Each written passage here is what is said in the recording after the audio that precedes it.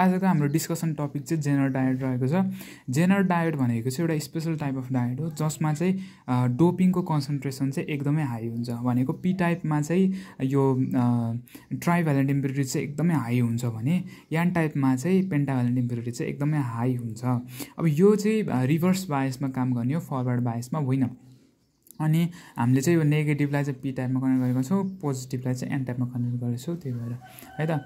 अब यसमा चाहिँ अनलाइक अदर नर्मल डायोड्स यो पोटेन्सियल ब्यारियरको केसमा चाहिँ डिफ्रेन्ट हुन्छ कि। नर्मल डायोड्समा हेर्ने हो भने चाहिँ रिभर्स बायसको केसमा यसको भोल्टेज बढाउँदै लाने हो भने यो पोटेन्सियल ब्यारियर चाहिँ के हुन्थ्यो भन्दाखेरि बढ्दै जान्थ्यो होइन, पोटेन्सियल ब्यारियर चाहिँ बढ्दै जान्थ्यो। त्यस कारणले गर्दाखेरि चाहिँ चार्ज क्यारियर्सहरू चाहिँ फ्लो हुन पाउँथेन यता र उता, अनि करेन्ट फ्लो हुन्थेन, लाइक ओपन सर्किट चाहिँ काम गर्थ्यो।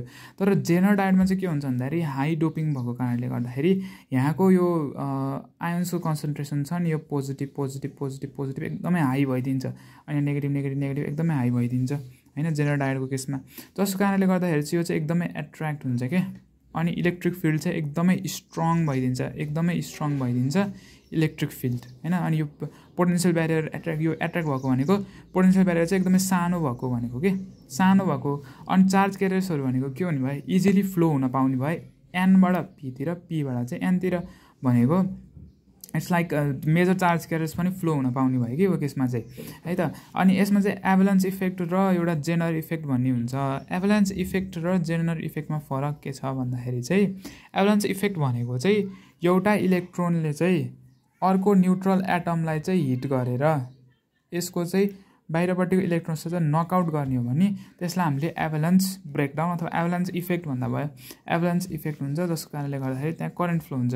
अनि यसमा चाहिँ जेनर इफेक्ट पनि हुन्छ। जेनर इफेक्ट भनेको यहाँ इलेक्ट्रिक फिल्ड बढाउँदै लाँदाखेरि यहाँको इलेक्ट्रिक फिल्ड पनि के हुन्छ, यहाँ भोल्टेज बढाउँदै लाँदाखेरि यहाँको इलेक्ट्रिक फिल्ड पनि एकदमै हाई भइदिन्छ। हाई भइसकेपछि के हुनु भयो भन्दाखेरि करेन्ट फ्लो हुन पाउने भयो, यो नजिक पोटेन्सियल ब्यारियर घट्ने भयो, घटेर चाहिँ चार्ज क्यारियर्सहरू फ्लो हुन पाउने भयो। जेनर इफेक्ट चाहिँ हाई इलेक्ट्रिक फिल्डले गर्दाखेरि, अनि एभालान्स इफेक्ट चाहिँ कोलिजन्सले गर्दा है, यो चाहिँ सम्झिनुपर्छ। अनि त्यसपछि हाम्रो जेनर डायोडको सिम्बल भनेको यस्तो हुन्छ, यहाँ जेड जस्तो हुन्छ है त। अनि के हुन्छ भन्दाखेरि चाहिँ म्यानुफ्याक्चररले चाहिँ यो जेनर डायोडको चाहिँ जेनर भोल्टेज भन्ने चाहिँ कन्सटेन्ट राख्छ। भनेको यसमा भोल्टेज ड्रप चाहिँ एउटा फिक्स्ड भ्यालु हुन्छ। जस्तै मैले यहाँ 5 भोल्ट राखेँ भने यहाँ 5 भोल्ट चाहिँ यो सोर्सको भोल्टेज राखेँ भने र म्यानुफ्याक्चररले यहाँ 2 भोल्ट भनेर यहाँ तोकेको छ भने जहिले 2 भोल्ट हुन्छ कि, यहाँ 6 भोल्ट राखेँ नि, अनि 5 भोल्ट राखेँ, 9 भोल्ट राखेँ नि होइन, अनि 7 भोल्ट राखेँ नि, यहाँ भोल्टेज ड्रप भनेको चाहिँ के हुन्छ भन्दाखेरि एउटै हुन्छ कि होइन। कसरी एउटै हुन्छ त एकचोटि सुनौँ है त।